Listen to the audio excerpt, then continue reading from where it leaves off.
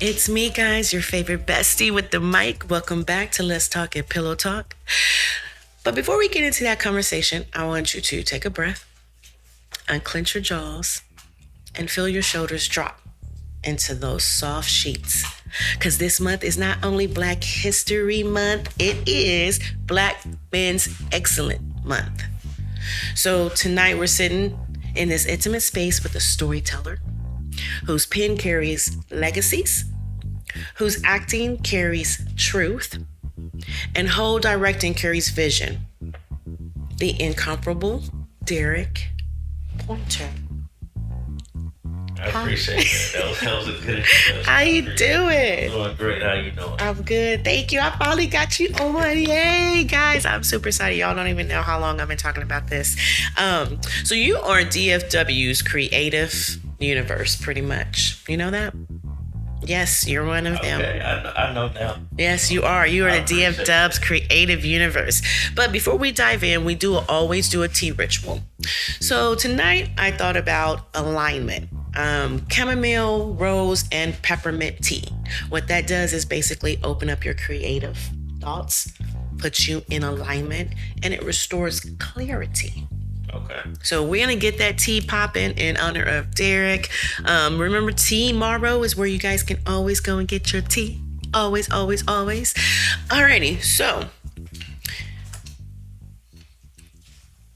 when you guys talk to creatives, when we talk to actors, directors, writers, people like Derrick, there's always this moment where the whole world expects you to be strong, expects you to be available, expects you to fix, be vulnerable.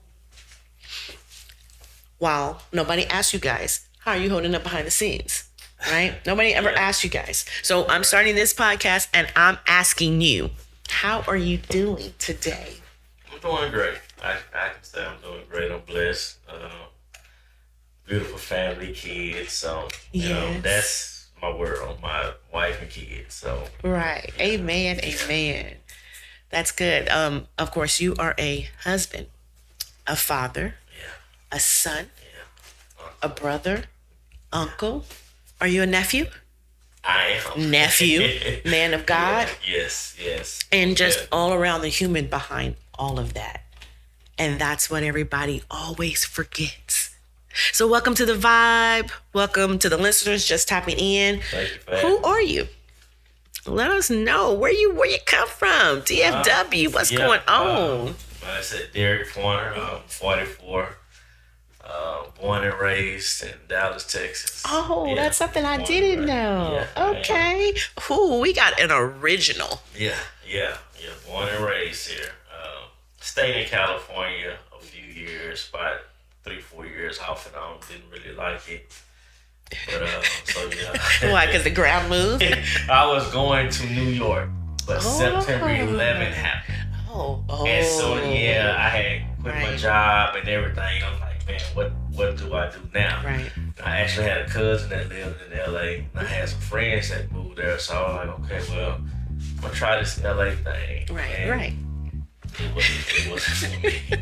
It wasn't for me. It was fast, as in, it was fast, but it wasn't relatable. Right. That's what I yes. feel like New York, and if I would have knew what I knew now, I probably would have went to Chicago. Oh, when I didn't go to New York. Right. I probably went to Chicago. Yeah. But like I said, just trying to figure it out. I think I was like 21 at the time. Oh, so, wow. 21 in LA. Yeah. So I was just trying to figure it out. And I say it was cool. Like I like to visit or whatever. But no, LA is. I wouldn't raise a family there. Right. No, not at all. Yeah, that's California itself. Yeah. I have family in Compton. That's where part of me is from, Compton. And okay. And it's a lot. Yeah. So my kids were like, let's go. No. And you know what's crazy? And I think it's, so I'm not going to say the entire state of California. It's really more LA. Like Orange County. I like Orange County. Yes, it's beautiful. So it was, it is. And it reminded me of Dallas streets because right. Yeah, but LA just it's everybody right there, and they have no, like, I don't want to say soul, but culture or something is missing from there that you don't get from down south or even the East Coast. Like I said, having to live in the West Coast, I understand. Living in the East Coast, I lived in New York, so I know exactly what you mean. I loved it. I was a kid, and I was there for 3 years. Okay. So, again, being a kid in New York, I was experienced to a lot of stuff. And I have to tell you about my one experience one day, because that was my first experience with stuff. And I was like, wow. Yeah, so New York is rich. It's vibrant. I used to go back every year. I went back last year for training, and I loved it. I almost called Squeeze. It was like, it's time to move. He said no. Yeah. Listen. If my wife was willing to move to New York, I would. But I know she's not going to do that. But we love going there together. Yes, like, New York is wonderful. She definitely loves New York. I love New York, and it's like, like the last time we went, like I didn't want to come back. I know. I know. I did not want that's to come what back. I It's say. so much to do. It is, because we stayed in Philly. That's where I was training. So we took the train up to New York. Okay. And we went. I think we was there for a week, and I think we went twice. Yeah. And I'm like, why are we still back in New York? Because like you said, it was so much to do, so much to eat. And we've touched all 4 boroughs. So it was on a train, right, the subway. It brought back so many memories, and it was wonderful. I love New York. I'm a New Yorker. That's what I say. I love the South of New York, and I love the way the meats. I love the music that they produce. Where were you born? Arizona. Arizona. And don't get me wrong, I love my cacti. Okay, Arizona. I love Arizona. I love Arizona for the desert, for what it is. I love the heat.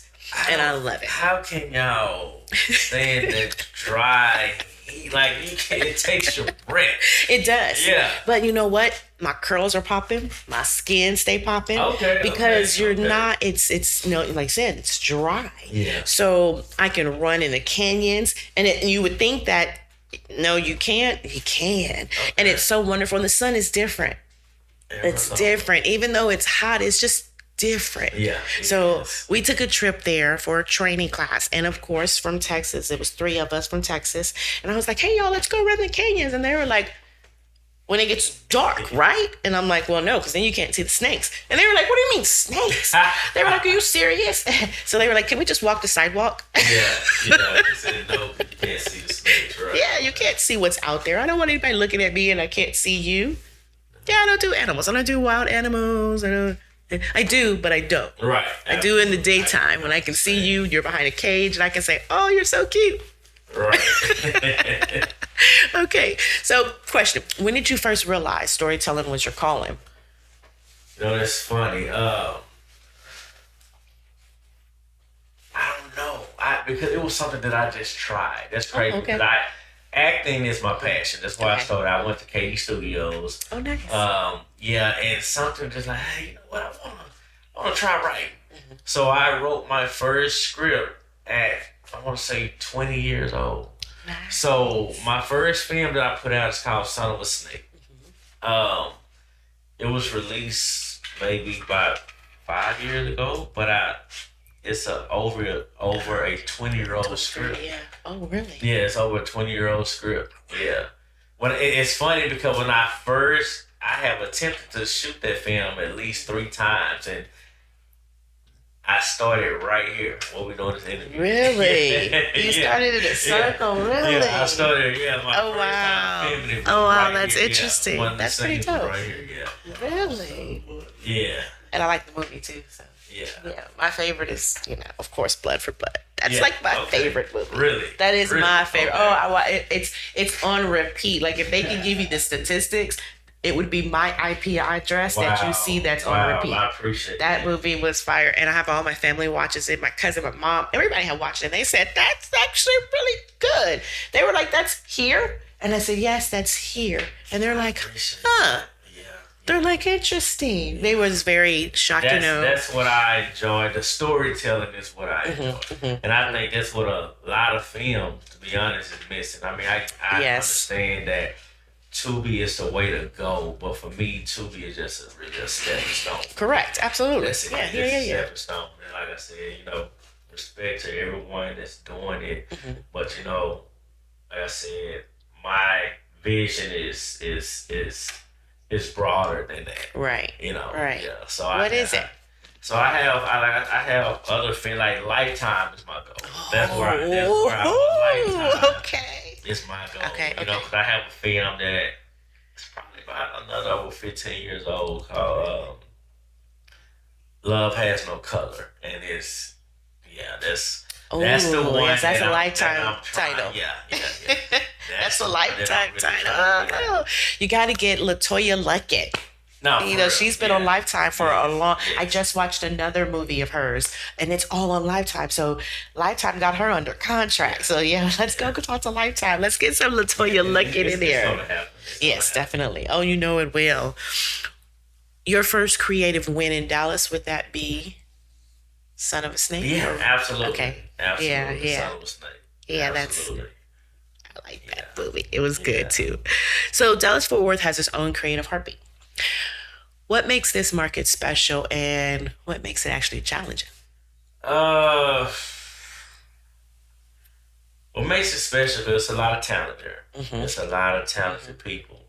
But what makes it hard is everybody in competition with each other. Right. You know, the quote unquote crab in the bucket mentality. Like I'm talking for us. It seems like we can't seem to escape that mentality because everybody sees the next person as competition. Like, and I just don't. That's just not my mentality because that's why we're not getting anywhere. Right, because you can have a McDonald's at every corner on the same street, and that McDonald's is gonna do what it's gonna do. Absolutely. You know, you can have Burger King across the street. Absolutely. You can have Subway. It's my right to pick and choose on where I want to go. Like, so at the end of the day, you know, I don't. That's why I don't understand the whole competition thing. It's like so many people, they get in lanes that's not theirs. Yes. OMG, that is so lanes true. That's not theirs. Like, what is your strong suit? If your strong suit is sound, why do you want your name to say you writer, producer, actor? Right, exactly. I agree. I totally agree. Like, if we pull together and make it happen, like, I know we can be a lot stronger than we are. Yes, we can. I agree. Yeah, we can be a lot stronger because, like I said, no one man makes anything happen. No.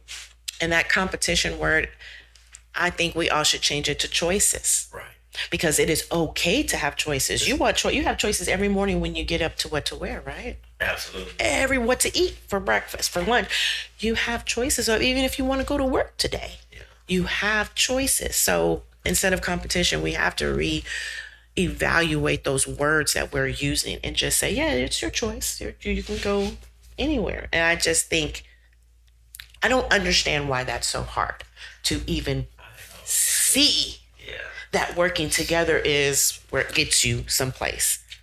Yeah, I think it's because that we're so caught up in the hype of being seen that we'll invest $90,000, $100,000 into something and don't know what we're doing. Correct.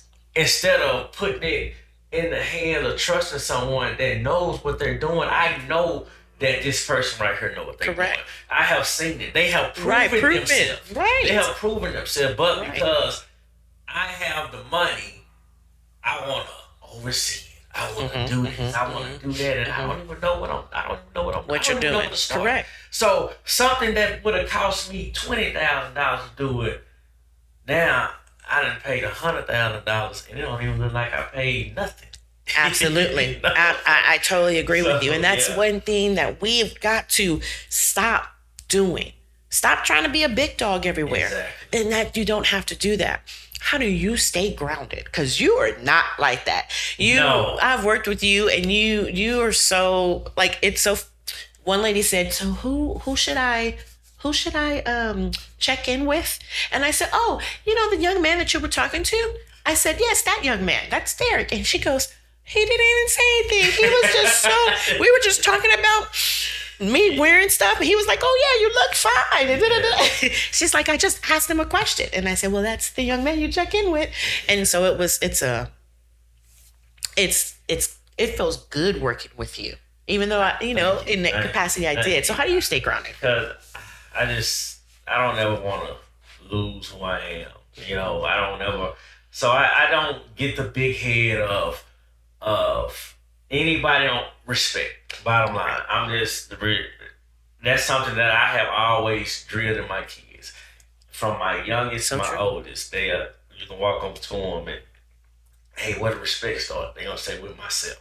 So that's what I carry. I like that. That's what I carry. So if I ask you to do a job, whether I'm paying you or not, I'm gonna respect what you do because I asked you to do it. Right. I don't know how to do it. So I try to get up. Then I have wonderful people around me. People that embrace my work, embrace me as a individual, and like what I have going on. So it's not all about me. And that's the thing. I don't make it about so true. me. Yeah. That is so true. You don't at all. You make everybody make sure that they are, no matter how small part, how big of a part, you treat them all the same with respect. You thank everybody for coming out. You're just different. And it's wonderful. It's good. It's nice to work with somebody that's different. So if you guys want to work with somebody that's different.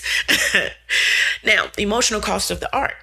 People see the finished film. That's all we see, but we don't know the emotional labor behind it. What's something that you've had to heal through while creating, dealing with prima donna actors, dealing with actors like you're not who you think you are? That right there. You just said a lot. You just said a lot. So that right there. Sometimes people, again, I think sometimes people lose themselves when they have done X amount of projects and they start feeling themselves, and it's like, hey, this ain't the person I met. Or this ain't, so I just, sometimes you gotta let people be, and once something is over, you just gotta let it be over. Let it be, yeah. You just gotta let it be, So, sometimes you think you meet someone that's a friend, find out, hey, this relationship was for 1 season, 2 seasons. Hey, it can be 10 seasons, but some things run its course the way it needs to run, and it's not always a bad thing. And like we look at things like, oh, I thought such and such. No, it's not always a bad thing. Because some things that you should let go of, sometimes God got to force it. Yes. Yeah. Sometimes so true. He has to force it. That's so true. Sometimes you second guess, you go back and forth. Yeah. Why am I dealing with this person? Or why this? And you already know. If you second guessing yourself, you know. True. But it's something. But what is it that you have got so comfortable in that situation? Right. And it's like, hey, it is what it is. That is true. That can be the main thing holding you back. And you're right, because people hold on to it thinking we started together, we got to finish together. Right. And that's not always the case. I've definitely had my hands in that pot where you started. It's not always where you finished. Was there a moment that you wanted to quit, and why did you stop? Absolutely. There's a lot of times I wanted to quit, to be honest. There's a lot of times. And I think it was, be honest, just like really self-pity, just to be honest. Sometimes you don't feel like you get your just due. Right. And you know what I'm saying? And then sometimes you got to look back and think, hey, did you do enough to get your just due? So. Wow. Yeah. So that's powerful, because nobody ever asked herself that. Right. So I think that's what it is. Sometimes you know that you're good at something, and you hear different stories, and you think, well, that overnight success is going to be me. That's gonna be me. Why I can't get it that easy? Right. And so you feel a sense of entitlement of, they over there doing it, they over there getting it. So, it's gonna come to me. When they path and journey is not the same as yours. Yes. Sometimes you have to sit back and accept, hey, that's what it is. Like, hey, so true. You're sitting on your butt. Yeah, you're very talented, but what are you doing with it? Yeah, what are you doing with it? That is so, so true, because I've had those moments where I'm doing this, I'm working hard, I'm working my butt off, and I see people doing the same thing as me, not working their butt off, but they're shooting up here, and I'm like, what do they have that I don't? Right. So that self-pity party, What I have learned in the last year or two, feel it for a day, feel it, and then work through it, push it. You got to feel it. I think when you push stuff back and don't go through it, don't feel it, it comes up later on in the worst way possible. And you possibly could lose. I always tell my kids, go through it right now, feel it. You got fired, cool, feel it. Right. Know what you did wrong. Know what you did right, absolutely. Understand. And don't repeat it. Just understand what you did. Exactly. Stop saying that they did it. Understand what they did, what you did to them. What did you do to cause them to do what they did? That's what we have to think about, and nobody thinks about that. Right? So you mentioned earlier that you started out as acting. Yes. Moving between storytelling roles and acting. That's what you do in your films. Right. You're like, hey, you're going to do it this way. Hey, let me jump in here and do it. And I've seen you jump in at the last second and say, yeah, I can do this. And you do it. And you do the part well. I'm not even going to lie. I'm like, I have to, why is he acting? Yeah. Squeeze was like, I think he did. I mean, what do you mean? And I'm like, guys, look, we're laughing. We're over there trying not to laugh. And so, even being in the scene with you, I know that they're holding their breath, they're breathing. What did writing give you that acting doesn't give you? Freedom. A sense of freedom. Okay. You know, to bring the stories that I grew up on, per se, to life. You know what I'm saying? I feel like that's what we're missing. Yes. There's so much reality going on right now. There's so much. Hey, me and my wife, we listen, she gets on me a lot. Like, we go back and forth about Tubi. My wife do not like Tubi. She say, I walk in the room, I say, what you doing, babe? I'm watching the Tubi special. Watching Tubi. That's what she calls a Tubi special. But she gets on me because she knows how I write and what my passion in it, and so she be want me to, like, she's big into like slave movies. Really? She big into a lot of that she like that type of stuff. Oh wow. And she questioned a lot. Why y'all don't change the trajectory on this Tubi stuff? And like I told her, I said, Tubi is a hustle. That's to be honest. Tubi is a new hustle. That's what it is. Right. Because and I get it. It's like, to be honest, you have a lot of street guys putting stuff on Tubi. People, it's just like cleaning your money up in a new way. Yes. You know, but it's a hustle, because the thing about it is, if I have a fan base, and I know I have got a fan base, the streets or whoever it is, no matter what I put out, they're gonna watch it. They're gonna watch it. Yep.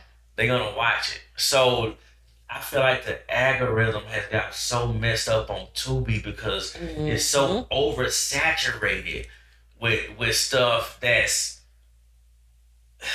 bland. It's so true. It's bland, like, because you'll mess around. And I feel like Tubi have a lot of diamond in the rough, but they do.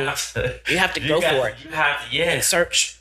Yes. They do. I totally agree. I don't know where Tubi, when Tubi first came out, it was, I mean, you're watching everything. Right. Everything. One show after another, one movie after another.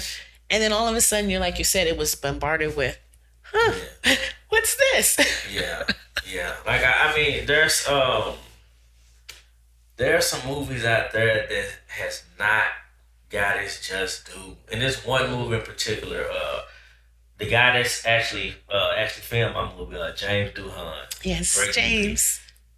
He put me onto this movie called No Ordinary Love. I think it was released in like 2011. I think the writer her name is China Robinson. But when I tell you this movie, when I speak about Lifetime, like, that movie should have been on Lifetime.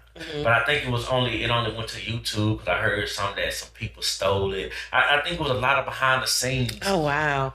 Thing that happened with the film. But when I tell you, this is, to me, is one of the best films that came out of Dallas. But no one knows about it. Wow. Yeah.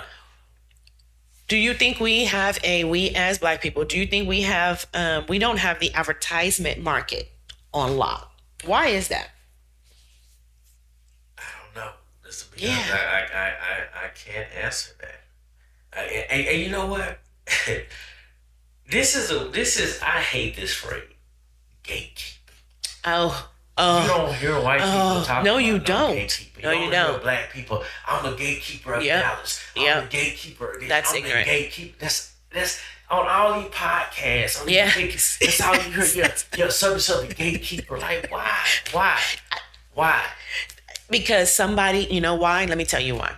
Because they do mentorships. White people do mentorships and coachings and things like that, okay? A black person went there and said, you just taught me something. Right. I can make money by teaching people.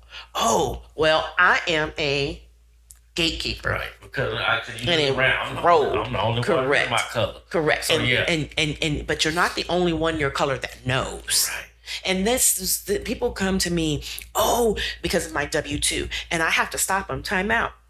My W-2, just because of who I work for, does not mean I know what you're talking about. Right. I promise you I don't, because I work for a different part of that W-2. I don't work in the big part that everybody knows. That's not what I deal with. I deal with taking your money. Right. So I can tell you how not to have them take your money, but so I have to stop that. And then people think, oh, well, you're just gatekeeping. Oh, well, you get my money. I don't. I wish I did get money from what I collect. Nobody in America gets any percentage of money that they collect. I don't understand where only Trump does. Yeah. But nobody else in America, no other business in America gets money because they're collected from you. So, I totally understand. I hate that word gatekeeping, and I hate the fact that we do it. Yeah, we do it. We do it big time. That's all you hear, gatekeepers. That's cool. But like I said, that's again why I am who I am. Like, I don't care. Like, I'm willing to extend my help anywhere I can because people have done it for me. Like, I have a lot of good friends in the industry. Santosh Nicole, Montreal Diggs, like Damian Russ, my people, Javen Anderson, Fred Anderson, like Jared Tucker. Like, you're going to see me working with the same people because of who they are. Right. Christopher Dabb, so he go by Red. So you're gonna see like Squeeze. Anytime I ask this man, no matter what it is, if he can do it, he can do it. Right. If he can do it, he can do it. It's never no. What you gonna pay me? Well, It's just let's do it. My situation just like I know he does. Exactly. And that's something we don't do. Yeah. So a lot of people have helped me in my time of need, A lot of people I don't talk about. I lost my son a few years back, so it's just a lot has went on, and like I say, I have had the help from individuals that I can really say is my brother. Amen. So yeah. Amen to that, because you don't have a lot of that out there. Yeah. What impact do you hope to leave on DFW in the film scene? You know what? I can't really say it's a DFW thing. I just really want to leave a good impact. Okay. Just across the footprint, something that my kids can be proud of, and I just want to leave a footprint, that follows anywhere. Anybody know when they see that footprint? Oh, that's a Derrick Pointer footprint right there. Right. So it's not just DFW because. Yeah. You want to go way bigger than DFW. DFW is just home. Yeah. You're going to take this and go way bigger. Yes, I can't wait till I turn on Lifetime and be like, I know him. It's so funny because when I tell everybody about Blood for Blood at work, and I go, oh, well, you got to watch this. So then they go, oh, well, so who put this on? Do you know? And I'm like, yes, I do. And then they look at me and they just look at me and they go, that's all they do. It's like, whatever. I don't even care about you anymore. So when I tell them I'm going to be in a movie and they're like, girl, go sit down. I always tell them that. So when I was in the process of doing the movie, when we was doing that, they heard everything at work and they was like, I'm going to go look him up. Who is? And then they were like, we've seen this. I know y'all have. I told you guys, so I talk, So when they see you, they're going to be like, oh, yes, She talks about you all the time, and that's what they ask me. Oh, we can't wait to see The Circle. We can't wait to because I'm tired of you wearing your clothes. You wear your clothes to work, you know, because I wear their clothes to work. Yes, and they're like, oh, we just can't wait to meet them. I'm like, yeah, y'all ain't gonna be able to hang out with them. Y'all can't, you know. But, so if a young creative walked into your life today, needing direction, what's the first thing you teach them? That's a good question. Depending on where they need, huh? Yeah. I agree. And if I don't know, I'm gonna find it out for them. You know, because like I said, I went to school for acting. Writing is something that I learned on my own. I knew I can always tell a story, but I didn't get here. It wasn't overnight. You know, because my biggest problem was I was writing too much. Like, really? You know who Tony Grant is? Yes. Yeah, I spoke to Tony Grant. He was in one of my plays. He said, boy, you can write, but you write so good. You write all day, man. Yeah, he was in one of my shows, man.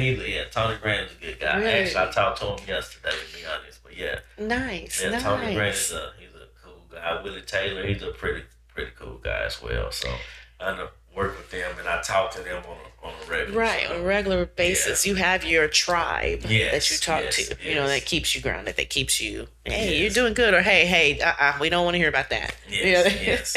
So when you are writing, do you physically write? Do you really? Okay. No. I type. Now, I started out pen and pad. Pen and pad. Okay. I started out, but no, I type now.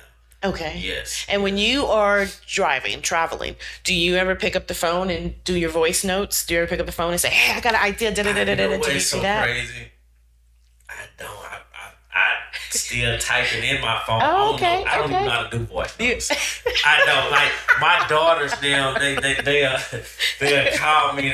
Especially my cousin. He'll voice note me in a minute. I listen to it. And I don't know how to do this back. So yeah. I don't know how y'all do that. So and it is so easy. And I love voice notes. I love them because I don't have to read. I don't know how to do it. So yeah, I put it in the notepad and I keep pushing. Or I text it to my wife and she like, "Wait, what is this?" Don't worry about it. That's what right. That's what this one does.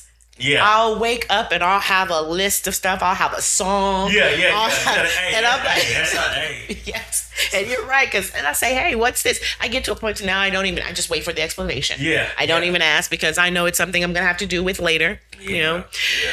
Have you wrote anything else? Any other movies? Yes. I wrote a movie out. I wrote a movie for a guy named DeMarcus Bailey called Kingsman.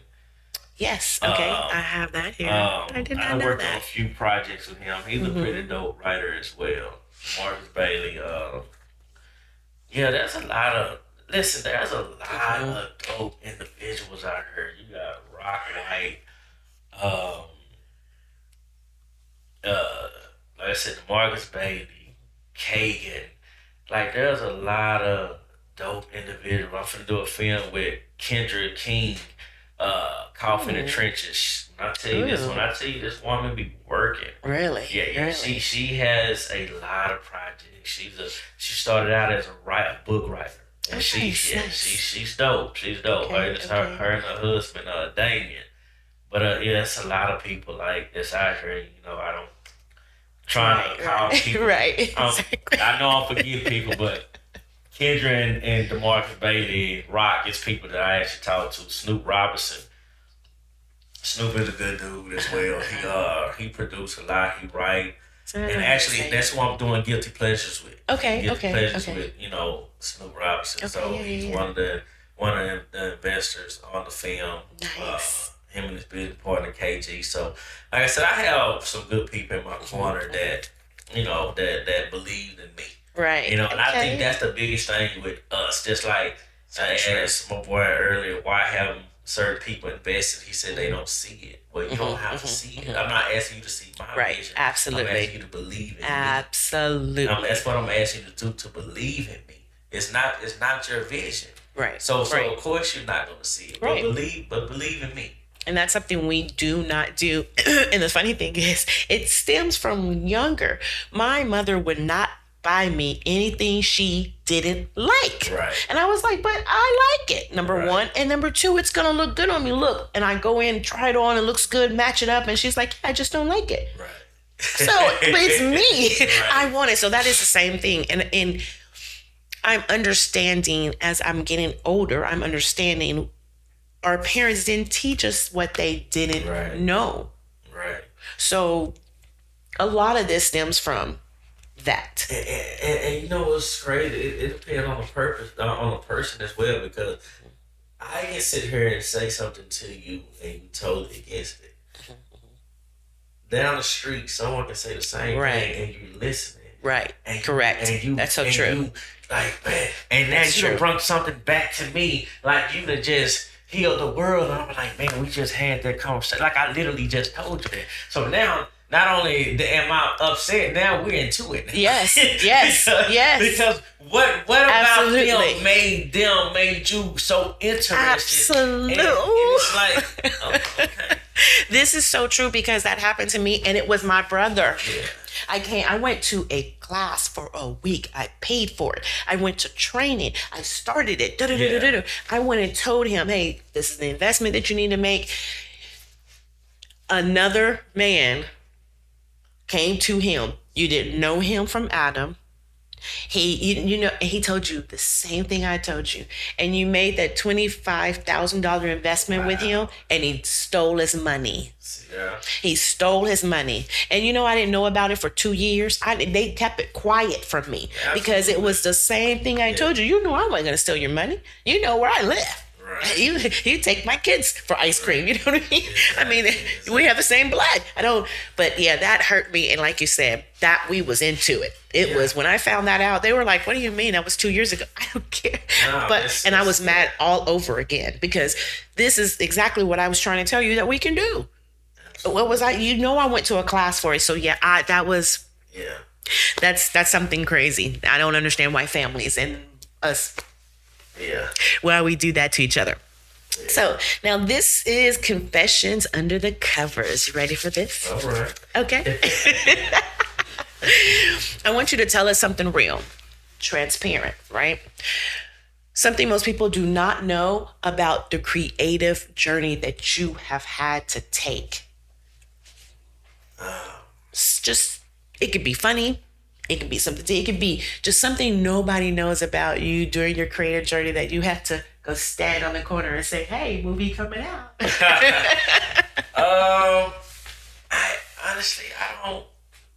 don't know if I'd have had one of those. Really? Yeah. Okay. Yeah, because I'm one of those ones. Like when I'm writing for myself, I can start a script today and still be working on the script 2-3 years later because I don't force to write. But if I'm hired to do a job, I can write with no problem because it's a job. Right. So when I write, for me, it's more passion versus just trying to throw a project out there. Because everything has a line. Because when I'm writing, to be honest, I'm acting every part. Right. Yeah, that's my next question. Yeah, I'm acting every part. Okay. And then something may happen. I might leave. I might go to the store and come back like, all right, let's go and take all this out. And put this in. That's my process is a little different when it comes to me because, like I said, I don't force the writing. Once I feel like I'm just saying something, I take a break. Like I heard a lot of stories that people write overnight, and I wrote this manuscript yesterday, and I had an idea yesterday. I'm finishing it today. I can't write like that. Kudos to them, but I can't write like that. Right. So your creative process, your writing process, when somebody comes to you and says, hey, I want to work on a film, do they bring you the whole concept? Most of the time they do. Okay. Yeah, most of the time they do. I just need the synopsis. You give me a breakdown from beginning, middle, and end, and then I can take it from there. If you got characters, that'll be great. But yeah. Oh, but wow. Yeah, because the dialogue to me is the easy part. Okay. Yeah, it's the easy part. Like I got a guy that I do a lot of writing for out of New Orleans. Pretty good friend of mine, a guy named Brandon Lee. finna have a drop for that film. Want me to do it? Oh, nice. Okay. Yeah. So yeah. Look at you all over the place. I may have to throw a little guy that we met at Media Tech. He's a writer. He's really, really good. Okay. And he's more along the, it's going to be a little bit different. See, he's going to be, I think, his story was a superhero. Okay. And I don't think it's anime, but it's more black superhero. And his powers are not, I don't think his powers are out there like I'm shooting you fire through my eyes. I think his powers may be more intellect, maybe more different things like that. So I when I met him, and we met him years ago, I told him about you. When we met him, he was like, okay, well, let me just finish my script. So he did send me he actually sent me a, what is that, a non-disclosure? Yes, he sent me that. And I was like, oh, yes, I'll sign it. He's like, are you sure? Because most people say no. And I'm like, why would I say no? Yeah, I mean, and that's the thing. People get offended over things you shouldn't get offended about. Like, this is yours. It's not mine. Right. So yeah, I don't get it. Exactly. That's why I stay in my lane. I stay in my circle. Like, you don't see me out a lot. Like I know, like there's a premiere and stuff going on every weekend. You're not gonna see me there, right? And because at the end of the day, I'm still a fan of the art, and allow me to be a fan of the art. So allow me to see something that grabs my attention and say, no. But if you see me there, see me somewhere, it's because I'm there to support, you know, whoever I'm there to support. But there's, like I said, there's so much going on that you can't support everything, and it takes away from the love. Right. You know what I'm saying? Of why I got into it. I wanted to get into acting because of Mark. Like, I grew up on the streets and I love Lucy. Oh, I know. This is my favorite show, In the Heat of the Night. That's my I know. It was so good. Oh, it was so good. That was the first cop show, wasn't it? Yeah, that's my favorite show. Like, Chips. Like, that's the TV I miss. Right. Different world, different shows. I watch that every day. My wife, the other day, she binge watched The Mess Out of Different World. But you can just, I love that show. But those are shows that actually taught you stuff. Yes, that absolutely. You learn from. Like, it wasn't just show, the Cosby Show. Like, regardless how you feel about an individual, absolutely, they gave you substance. Yes, and they did. Right now, sorry to say, Tubi don't give you any substance. Right. Like you said, it's a diamond in the rough if there is a substance. Like, there's a film that was released last week that I've been raving about, called my God, Corte, Don't Kill Me, Brother. Oh my God, this is so crazy.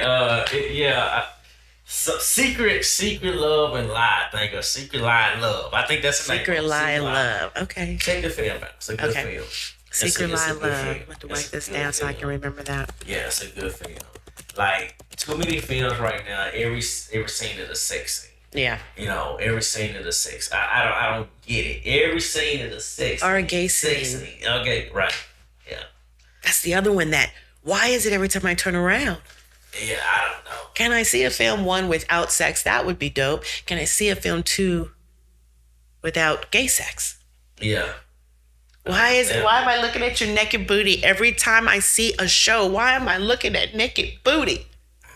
Why? Yeah, I understand. I definitely I understand you. Yeah. I understand you. It's like the thing of kids nowadays is not mindful that hey, you know, whether it's heterosexual or not, like, hey, there's kids, like, you don't know. Yes. Like, I got my daughter, my wife had turned on something, my daughter, like, hey, Mom, I'm gonna stay here and watch this with you. My wife always say, but I don't know what's finna happen in this. Right. You know, so you can't watch it. Let Mama watch it first. Let Mama watch, you know. And it's the truth. Like, that's every situation that we come up with Tubi. Yeah, so. Even some of the TV shows that's on TV, I'm like. No, you're absolutely right. I'm looking around like, this is on TV? Yeah, my boy Tyler Perry has his stuff. Yeah, no Tyler Perry fan, but his stuff has got. You don't have to go with society. Yeah. How about you be opposite society and bring back something like you said, like our old shows? Yeah. I just don't understand that. I don't. But hey, we got it in you, so Yeah.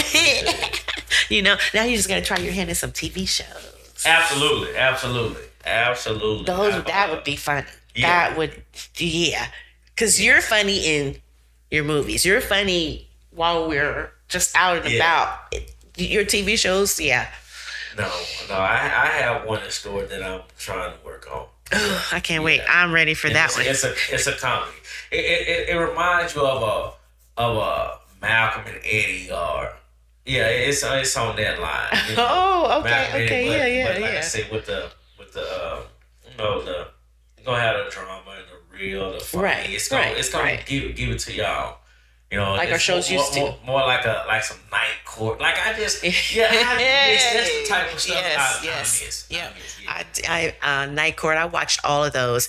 I had to watch a film for school the other day, which was called The Cameraman.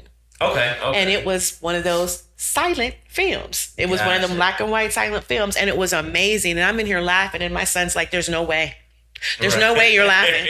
And I'm like, I am. And I'm laughing. I have tears in some parts because it's funny. And he's like, I haven't heard them say one thing. Yeah. But it's the music. You know, I listen to that and now I'm listening to the music. The music is what's, going like this and then dropping you back down and raising you up. And so it's interesting to see the movies back in the day when Charlie Chaplin, no sound, it's just you. Yeah. We what's the first thing we heard of that? What I Am Legend, maybe in our time, that is just you by yourself. Well, they've been doing it for years, These kids wouldn't know that if they wouldn't look at some other movies. Just look at some other stuff. They need to bring that back. Like a channel just for all of those older movies. And I know they have ACM or AMC or something like that, but they don't do the black and white. TV away to where they making it so difficult to even watch television. So I can't tell you, I don't watch television. My guilty pleasure is the Kardashians. I'm sorry. Hey, like I said, my wife, she watched it all. It's so hard sometimes. She's a real housewife. Yes, you have to reality show because there's nothing else on. And it's the same stuff over and over again. It's crime. It's, I don't know. It's mess. Yeah, my wife. I like Grit. When I tell you, my wife love Roots. I love Roots. When I tell you Roots, I love Roots and I love Soldier Story. You remember Soldier Story? Yeah. I love Soldier Story. I can't watch those now because it makes me harden. It makes me mean. Right. I'm gonna tell you what's crazy with me. See, my wife, that's her, and I like Ghost of Mississippi. I like Mississippi Burning. Those are my style. Right. So it's crazy. Yeah, I like those. Yes. Yeah, she on the Roots end, and I'm on the KKK. The this and because I'm like, get him. You got it. Yeah. There was that one movie that came out with the guy with the pretty eyes that was dating Tiana Taylor. James Pierre or something like that. Whatever. He had a movie. His movie was, I watched it while I was in Philly and I was like, what's the name of it? Gosh, I cannot remember this movie and I had it on tip of my tongue. He comes down to help his brother. They're in a racist town. He helps his brother. His brother gets arrested on some charge and he goes and tries to help him and get him. You gotta get him. Oh, Pierre, I think is his last name. I'm gonna find that movie and I'm gonna tell you. So, quick little bedside coaching before we close up here.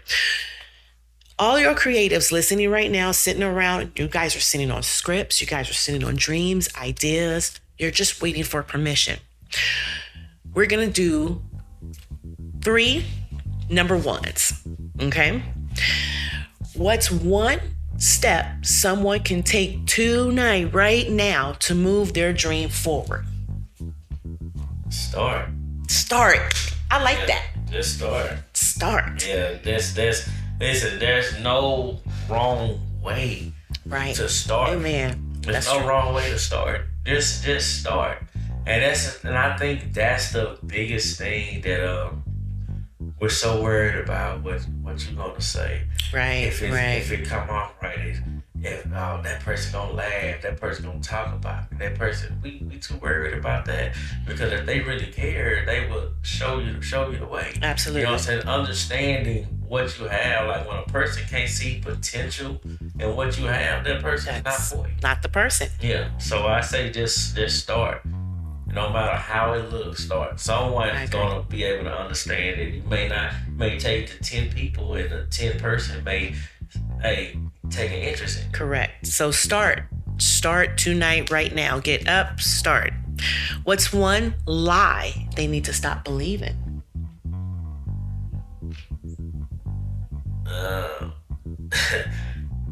That everybody telling you the truth. Boom. If you talk to 3 people and all 3 people, I'm going to go with you 10. And all 10 people say, oh yeah, that's good. They're not your 10 people. That's the biggest thing that everybody gonna. But the thing about it is that it's a catch-22, because just as well as you lie to me, I want you to lie to me. Okay, right. I want you to lie to me. But when you tell me the truth, I don't want to deal with you. Correct. That's true. That's so true. You hate on me.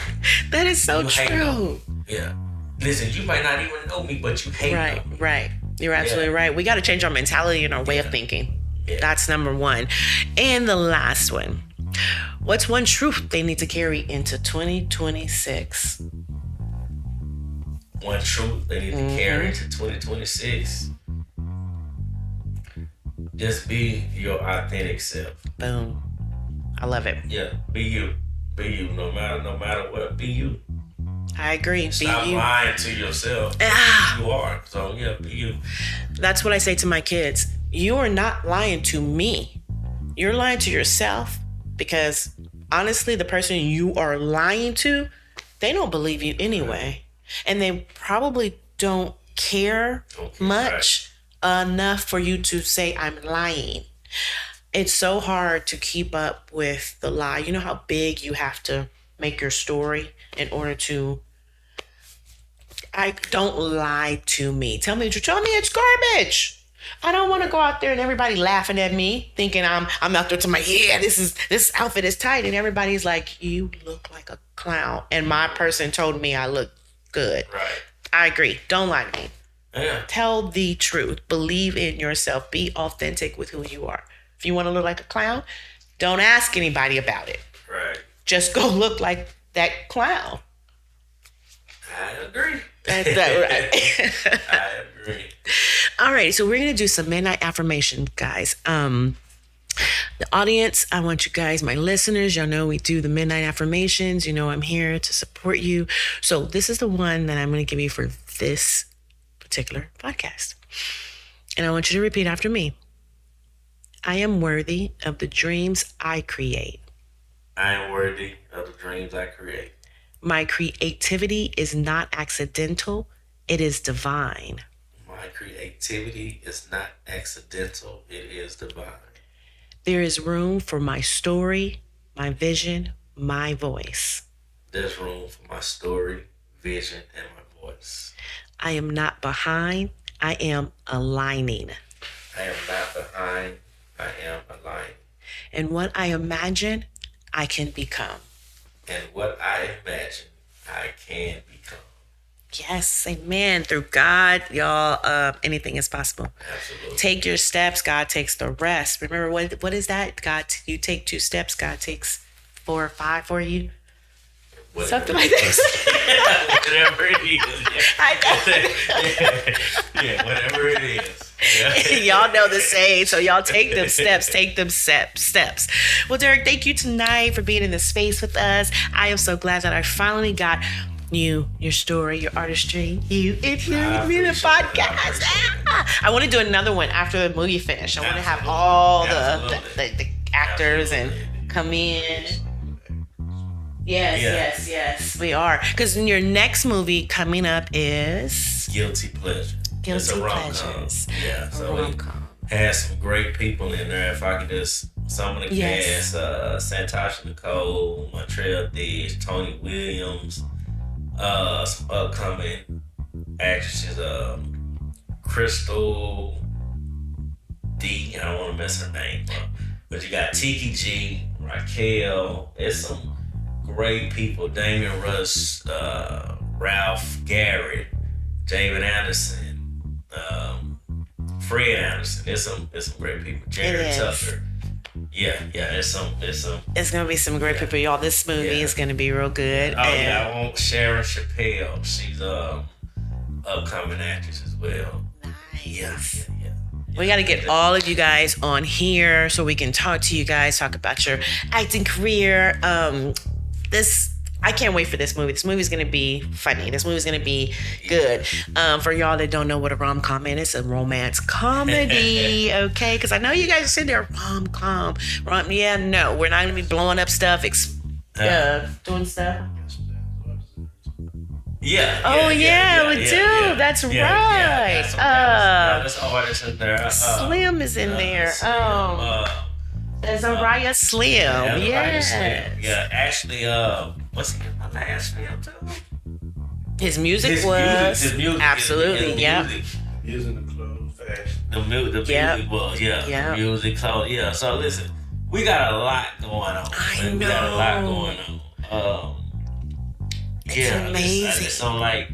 That's why I don't like calling names because people, you forgot me. No, all of you guys. He's giving your flowers to every single person he has ever worked with. You know, we all can't remember names. We got to be better, guys. Come on. Last thing you want to say to our listeners? Man, hey, thanks for listening. I appreciate you bringing me on. And hey, I can't wait till the next one. I know. I'm super excited about the next one. I already have some ideas in mind.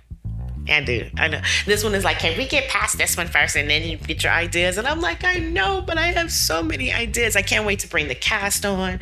I want to run back the cast for Blood. I want to run back all those cast members and just, the ones that we can get and just, talk about the movie, just bring some light to the movies that you have done, the movies that need to be brought light to. Just blow it up. That's what we're going to do. Cool. I'm excited. So to everyone listening from your bed, your car, your couch, take tonight's tea with you. Midnight Alignment from T Morrow. Realign your vision. Realign your peace. Realign your purpose. Sleep soft. Dream boldly. And as always, scoot closer because it's pillow talk time. Good night, guys.